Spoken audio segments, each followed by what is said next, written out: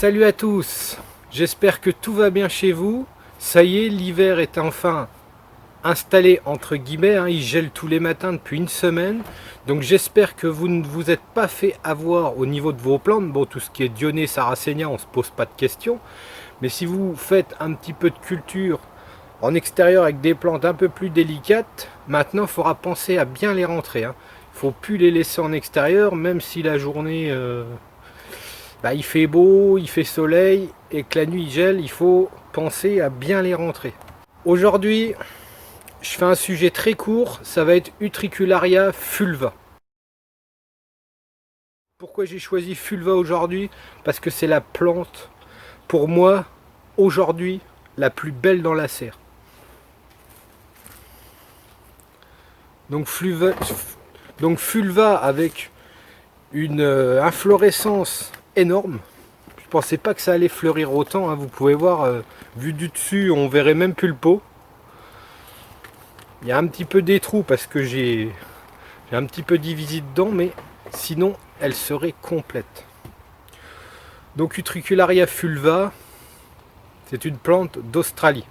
Utricularia fulva, on va dire qui est très peu décrit, très peu discuté, et pourtant reste assez simple de culture si vous suivez juste quelles conditions.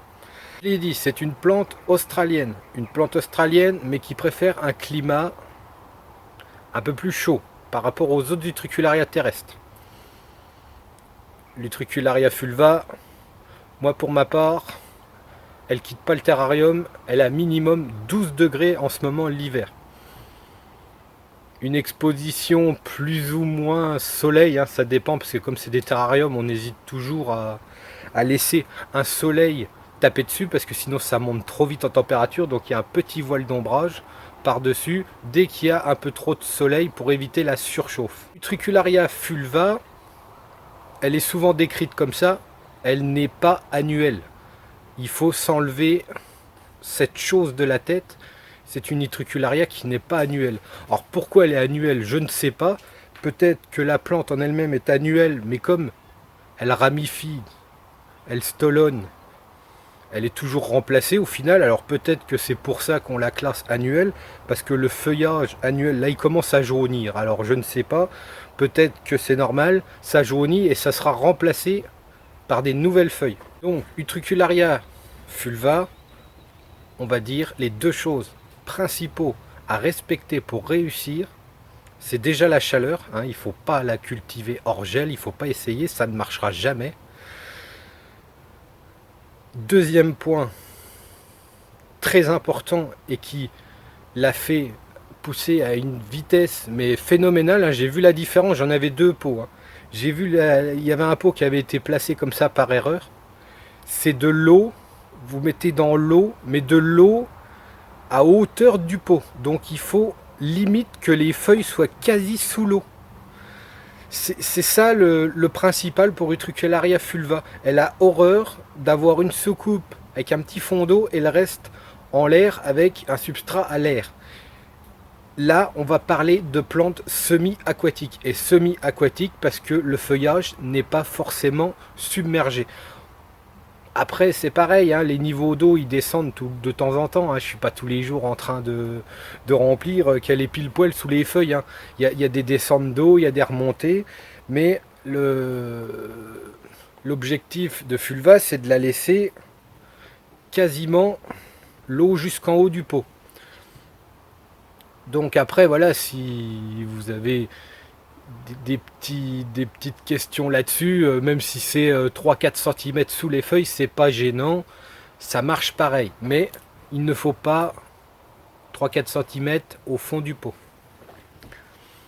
Au niveau substrat, le substrat que j'utilise, très drainant, 50% tourbe, 50% sable, et sable d'aquariophilie, pas de sable calcaire de chantier ou quoi que ce soit, vraiment aquariophilie. Pourquoi je choisis le sable? Vous le verrez dans les prochaines vidéos, tout ce qui va être des plantes quasi submergées, ce sera soit la sphaigne, soit le substrat. Donc pour une utriculaire, c'est beaucoup mieux, enfin surtout pour celle-là, d'utiliser du substrat à base de tourbe pour tracer. C'est plus facile pour eux que directement dans la sphaigne, hein, c'est pas des épiphytes, donc les racines sont beaucoup plus petites. Donc on la laisse tracer dans la tourbe. Et pourquoi du sable et pas de la perlite? La perlite, dès que vous allez remonter le niveau d'eau, il va se mettre à flotter.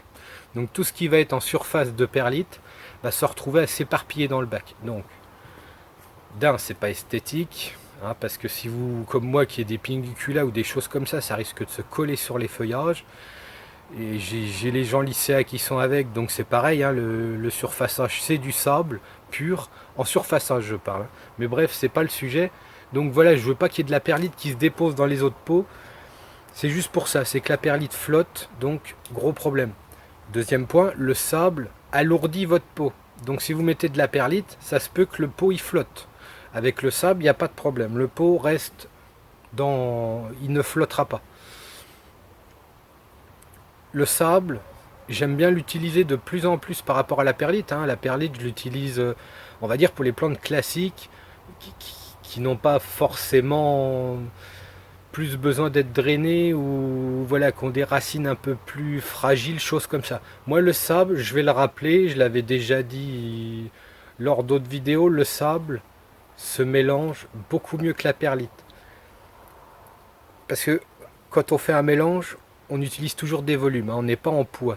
Donc le sable est plus fin. Donc il va s'éparpiller beaucoup plus dans votre mélange, beaucoup plus dans la tourbe. Si vous prenez la perlite sera moins mélangée dans votre tourbe parce que la perlite est au niveau taille est beaucoup plus gros. Donc c'est logique, il y a moins de grains de perlite que de grains de sable dans un volume en pourcentage. Donc voilà pourquoi j'utilise un peu plus le sable. Là, prochaine vidéo, je suis en train d'étudier les sables. Donc les sables, moi j'utilise l'aquariophilie. Bon, de vous à moi, je vous le dis direct, hein, le sable d'aquariophilie, il coûte une fortune. Donc il va falloir que je vois pour peut-être autre chose que du sable d'aquarium. Je vous tiendrai informé. Là, je suis en train d'étudier le fait que peut-être utiliser, et c'est pas un avis général, hein, il faudra bien se renseigner, bien faire des tests. Ça va être le sable pour filtration de piscine. Ça vaut ça doit être dans les 8 euros, ça doit coûter 8 euros les 25 kilos. C'est le sable que j'utilisais, que j'ai acheté cette année, c'était ce tarif-là.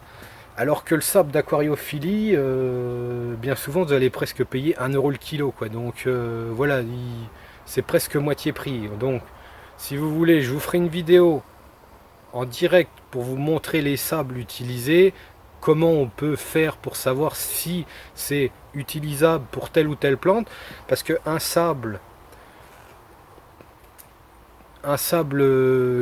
qui serait calcaire, admettons, avec les tests du vinaigre, on pourrait l'utiliser sur Pinguicula. Pinguicula, il y a des Pinguicula, elles vivent dans le calcaire, alors que les plantes carnivores, comme les utriculaires, comme les Drosera pygmée, toutes des choses comme ça, il faudra du sable neutre. Il ne faudra pas de sable calcaire.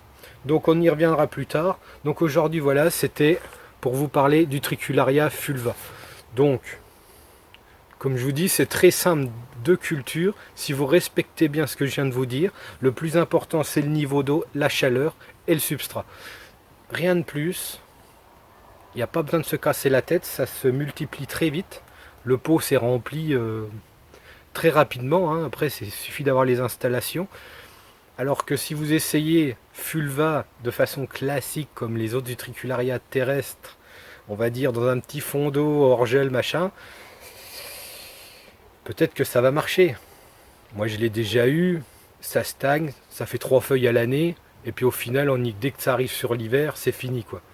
Donc, c'est une plante croissance rapide, hein, quand même, comme toutes les utriculaires, sauf les utricularia épiphytes, qui sont des fois beaucoup plus longues, mais ça reste une plante assez traçante rapidement.